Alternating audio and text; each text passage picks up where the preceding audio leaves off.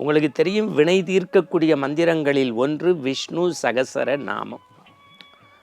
அந்த விஷ்ணு சகசர நாமத்தில் ஒவ்வொரு நாமத்திற்கும் ஒவ்வொரு சிறப்பு உண்டு, பெருமை உண்டு, ஒவ்வொரு பலன் உண்டு என்பதை இந்த சமூகம் நன்கு அறியும். பொதுவாகவே வைணவ பெருமக்கள் உபன்யாசம் கேட்பதில் அவர்களுக்கு நிகர் அவர்கள்தான். ஒரு கிருஷ்ண பிரேமி அண்ணாவுடைய ஒரு விதுர நீதி கேட்டால் நம்முடைய உள்ளமெல்லாம் கரைந்து போகும்.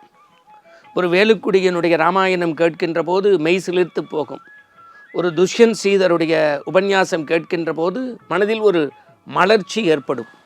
அதுபோல் அடுத்த தலைமுறைக்கு ஆன்மீகத்தை கொண்டு போய் சேர்க்கக்கூடிய டாக்டர் உவே வெங்கடேஷ் அவர்கள் எளிமையின் பிறப்பிடமாக இருந்து 1000 நாமங்களுக்கு 1000 கதைகளை புத்தக வடிவில் தந்துள்ளார். அதையெல்லாம் இந்த சமூகம் வாங்கி படிக்க வேண்டும். என்னுடைய நினைவு சரியாக இருக்குமே என்று சொன்னால் விஷ்ணு சகசரநாமத்தினுடைய 110வது திருநாமம் சமாய நம. சமாய நம. முதல்ல இந்த சமாய நம அப்படின்னா என்ன அப்படின்னு தெரிஞ்சுக்கணும்.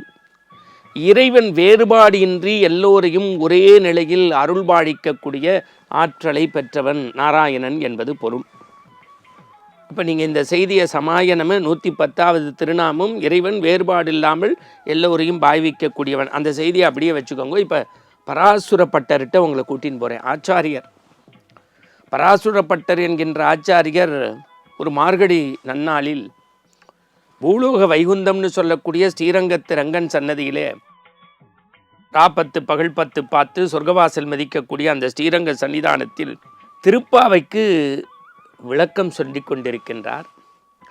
எல்லா மேன்மையும் சொன்ன அவர் கடைசி நாள் இறுதி நாள் திருப்பாவையினுடைய சிறப்பு என்ன என்பதை சொல்கின்ற போது, இந்த 30 நாளும் நீங்கள் எல்லாரும் கேட்டீங்க, இந்த ஒவ்வொரு பாசுரத்துக்கும் ஒவ்வொரு சிறப்பு உண்டு, இதையெல்லாம் நீங்கள் படித்து முடித்து கேட்டீர்கள் என்றால் ஆண்டாளுக்கு இறைவன் அருள்பாலித்ததை போல உங்களுக்கும் அருள்பாலிப்பான் என்று ஆச்சாரிய பெருமகனார் பராசுரப்பட்டர் எடுத்து சொல்ல, அந்த கூட்டத்திலிருந்து ஒருவர் எழுந்திருக்க, ஐயா ஐயா ஐயா, இந்த வாதம் எப்படி ஏற்புடையதாக இருக்க முடியும்? ஆண்டாள் நாச்சியார் சாட்சாத் பூமாதேவியினுடைய வடிவம்.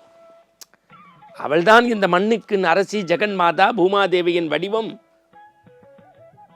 அவளுக்கு கிடைத்ததை போல, ஆண்டாள் நாச்சியாருக்கு கிடைத்ததை போல ஆண்டவன் எப்படி நமக்கு அருள் பாடிப்பான்? அவள் பக்தியின் சிகரம், அவள் பக்தியின் மலை, நாம மடு கூட இல்லை, கல் துகள் அப்படின்லாம் பேசினார்.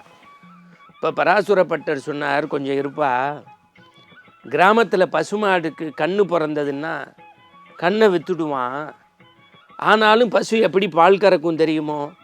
பசுவினுடைய தோளுக்குள்ள பொம்மை மாதிரி செஞ்சு வைக்கோல வச்சு அந்த பசு முன்னாடி நிறுத்தினா அது கன்றுக்குட்டி என்று நாக்கால் நக்கிக்கொண்டே பாலை சுரப்பது போல, நீங்கள் ஆண்டவனாகிய எம்பெருமான் முன்பு நின்று கொண்டு எப்படி பசுவின் தோளுக்குள்ளே கன்றுக்குட்டி என்கின்ற பொம்மையை வைத்து பால் எடுக்கிறார்களோ, அதுபோல நீங்கள் திருப்பாவை என்கின்ற போர்வைக்குள் நின்று கொண்டால் ஆண்டாளை போல உங்களையும் பாவித்து இறைவன் அருள் பாலிப்பான், அருள்மழை பொழிவான், அவரையும் சமமாக பாவிப்பான் என்று சொல்ல, அந்த கூட்டத்திலிருந்து ஒருவன் கேட்டான், ஐயா எனக்கு எல்லா பாசுரங்களும் சொல்ல முடியல, எப்படி அருள் கிடைக்கும்? கவலைப்படாத, மார்கழி திங்கள் மதிநிலை நன்னால் சொல்லு, கிடைச்சிடும்.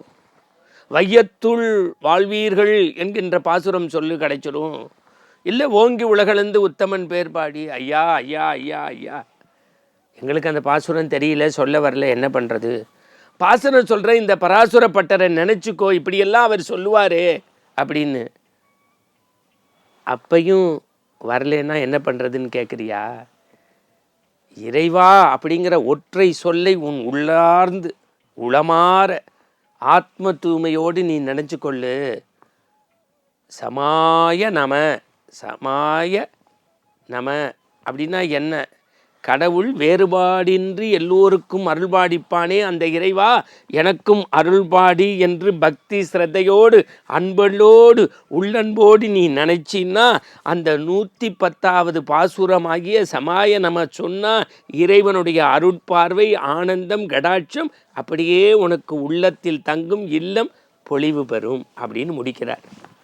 எனவே இறைவனை அடைவதற்கு எளிய வழி ஆகம விதி, புராணம், பாசுரம் எதுவும் தெரிய வேண்டாட்டியும் பரவாயில்ல, சமாய நம என்கின்ற ஒற்றை மந்திரத்தை உள்ளன்போடு சொன்னால் இல்லத்திலும் உள்ளத்திலும் ஆனந்தம் நிலைத்து நிற்கும். மீண்டும் இதுபோன்ற சுவையான செய்தியோடு நாளை ஆனந்த ஆரம்பத்தில் எங்கள் குழுவினரோடு உங்களை சந்திப்போம். இந்த நாள் இனிய நாளாக மாறட்டும், மலரட்டும்.